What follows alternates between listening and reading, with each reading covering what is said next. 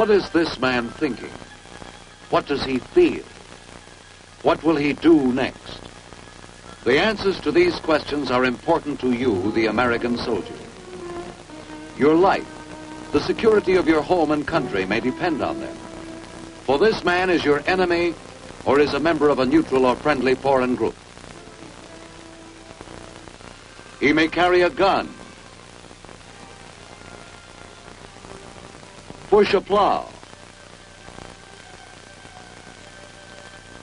or run a machine. To win him over, to keep him from acting hostile to us, or to sustain his friendship by means other than force.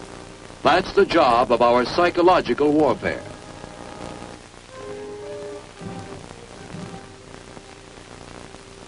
Psychological warfare aims at vital targets, thoughts, emotions, opinions, attitudes. It attempts to influence behavior by the planned use of propaganda. Many people think of propaganda as lies and distortions used by demagogues to arouse and incite. The Nazi propaganda minister, Dr. Goebbels, did his best to help this idea along. Actually, the word propaganda has no derogatory meaning. It comes from the Latin propagare, which means simply to spread about. It was first used by the Jesuits in 1622, when they began a college of propaganda which trained missionaries to serve in distant lands. Today, as the battle for men's minds is intensified, the spreading about of our democratic faith is becoming increasingly important.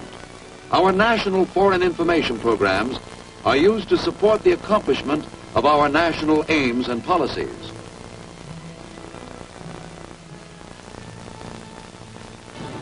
And in time of war, psychological warfare is used to support the accomplishment of a military mission. This film will emphasize the military aspects of psychological warfare.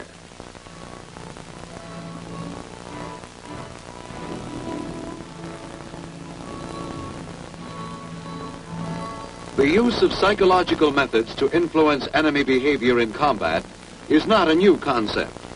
An Athenian commander, Themistocles, in an attempt to discourage approaching enemy troops, urged them, if they could not lay down their arms, to behave ill on purpose.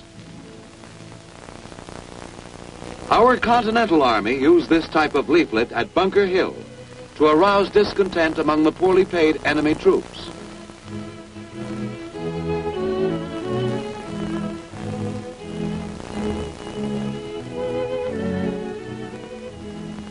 In the Napoleonic Wars, from ships standing off the French coast, the British launched kites bearing anti-morale leaflets.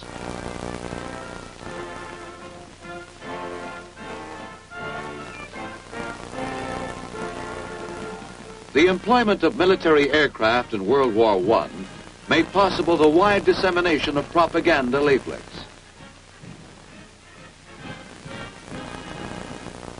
By World War II, new advances and operational techniques moved psychological warfare into high gear, made it an integrated part of our military organization.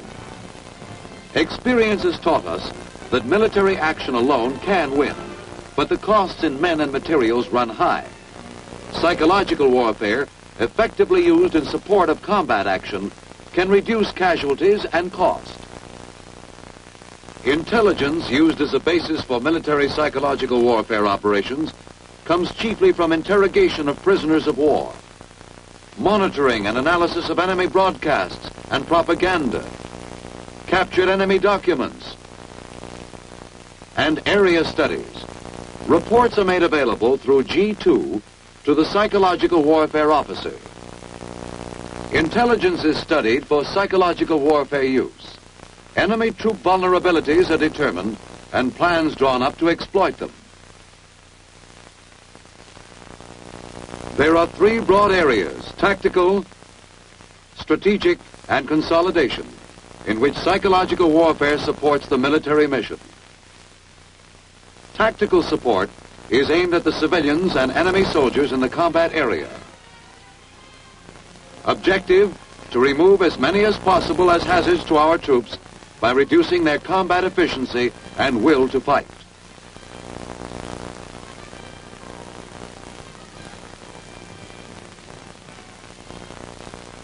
One of the tactical military psychological warfare weapons is the loudspeaker.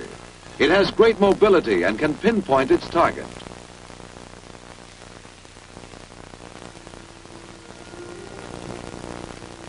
Through the loudspeaker, appeals and information based on combat intelligence can be swiftly and dramatically directed at the enemy soldier.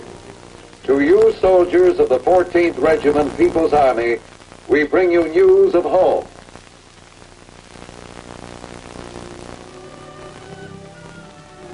Another tactical psychological warfare weapon is the leaflet. It may be used in a tactical situation, may be distributed by a propaganda shell fired from the 105 howitzer. The leaflet confronts the enemy soldier with a tangible propaganda message which he can keep and refer to.